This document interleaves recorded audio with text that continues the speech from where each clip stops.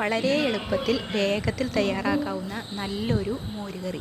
Hi, ഞാൻ അമ്പിളിയാണ്. ഞാൻ എങ്ങനെയാണ് ഈ മോരുകറി തയ്യാറാക്കിയതെന്നു കാണാം.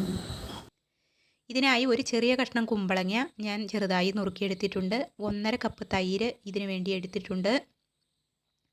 4 പച്ചമുളക്, ഈ ഒരു ചെറിയ കഷ്ണം ഇഞ്ചി ഇത്രയും എടുത്തിട്ടുണ്ട്. 3/4 കപ്പ് തേങ്ങ ഞാൻ ഇതിനു വേണ്ടി എടുത്തിട്ടുണ്ട്. ഈ തേങ്ങയിലേക്ക് ഒരു 5 വെളുത്തുള്ളി അല്ലി രണ്ടാക്കി പൊളിച്ചതാണ് ഞാനിപ്പോൾ ഇട്ട് കൊടുത്തത്.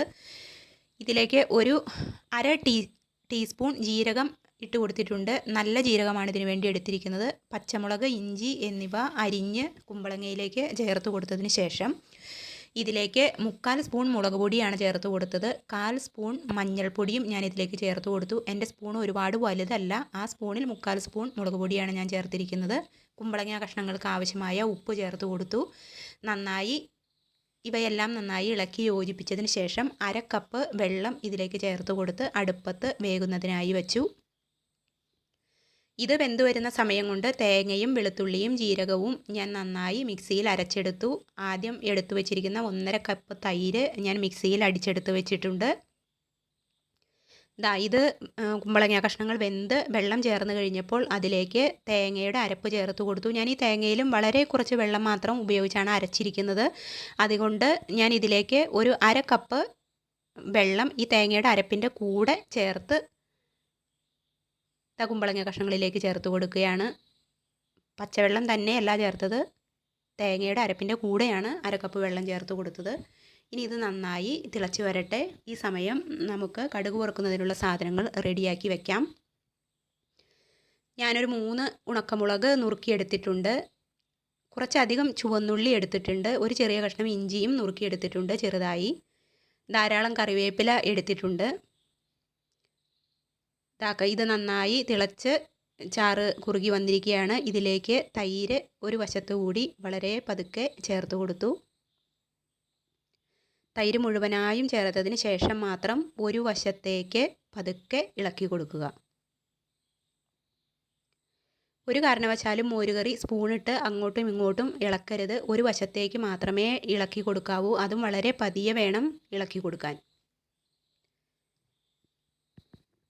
കഷ്ണത്തിന് ആവശ്യമായ ഉപ്പ് മാത്രമാണ് ആദ്യം ചേർത്തത്. ഇപ്പോൾ കറിക്ക് പാകത്തിനുള്ള ഉപ്പ് ചേർത്ത് കൊടുക്കേണ്ട സമയമാണ്. പാകത്തിന് ഉപ്പും ചേർത്ത് പതിയെ, വളരെ പതിയെ മാത്രം കൈയെടുക്കാതെ ഇളക്കി കൊടുക്കുക. മോരുകറി ഒരുപാട് തിളച്ച് മറിയേണ്ട ആവശ്യമില്ല. പതുക്കെ തിള വന്ന് തുടങ്ങുമ്പോൾ, താടിയിൽ നിന്ന് പതുക്കെ തിള വന്ന് തുടങ്ങുന്നുണ്ട്. ഇപ്പോൾ കറി നമുക്ക് ഓഫ് ചെയ്യാം. ഞാനിത് ഓഫ് ചെയ്തിരിക്കുകയാണ്. ഇനി ഒന്നുകൂടി ഒരു വശത്തേക്ക് പതുക്കെ ഒന്ന് ഇളക്കി കൊടുത്തു. കറി വാങ്ങി വെച്ചു. ഇനി കടുക് വറുക്കണം. വെളിച്ചെണ്ണ ചൂടായി കഴിഞ്ഞപ്പോൾ ഒരു ടീസ്പൂൺ ഉലുവ അതിലേക്ക് ചേർത്ത് കൊടുത്തു. ആവശ്യത്തിന് കടുക് ഇട്ട് കൊടുത്തു. ഉലുവ പൊട്ടി കഴിഞ്ഞപ്പോൾ പിന്നെ 1/2 ടീസ്പൂൺ ജീരകം ചേർത്ത് കൊടുത്തു. നല്ല ജീരകം.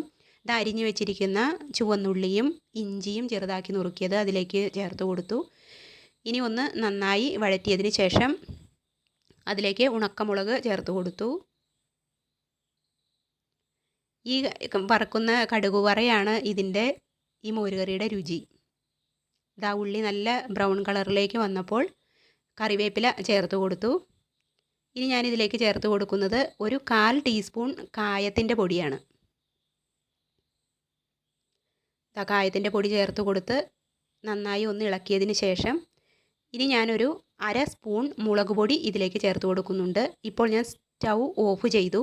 അതിനുശേഷം മാത്രമാണ് മുളക് പൊടി ചേർത്ത് കൊടുത്തത്. മുളക് പൊടി കത്തിപ്പോവരുത്, അതിനാണ് സ്റ്റൗ ഓഫ് ചെയ്തത്. ഇത് ഇപ്പോൾ തന്നെ ഒട്ടും സമയം കളയാതെ കറിയിലേക്ക് ഒഴിച്ചു കൊടുക്കുക.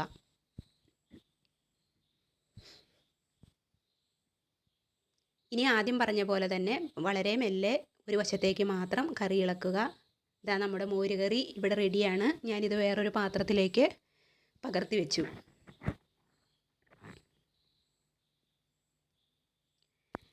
നല്ല ഭംഗിയിലേ കാണാനായിട്ട്. വളരെ വേഗത്തിലും എളുപ്പത്തിലും തയ്യാറാക്കാം. ഇനി ഇതുപോലെ നിങ്ങൾ ഈ മോരുകറി ഒന്ന് തയ്യാറാക്കി നോക്കണം. സബ്സ്ക്രൈബ് ചെയ്യാതെ കാണുന്ന കൂട്ടുകാരുണ്ടെങ്കിൽ ദയവ് ചെയ്തൊന്ന് സബ്സ്ക്രൈബ് ചെയ്തേക്കണേ. Thank you.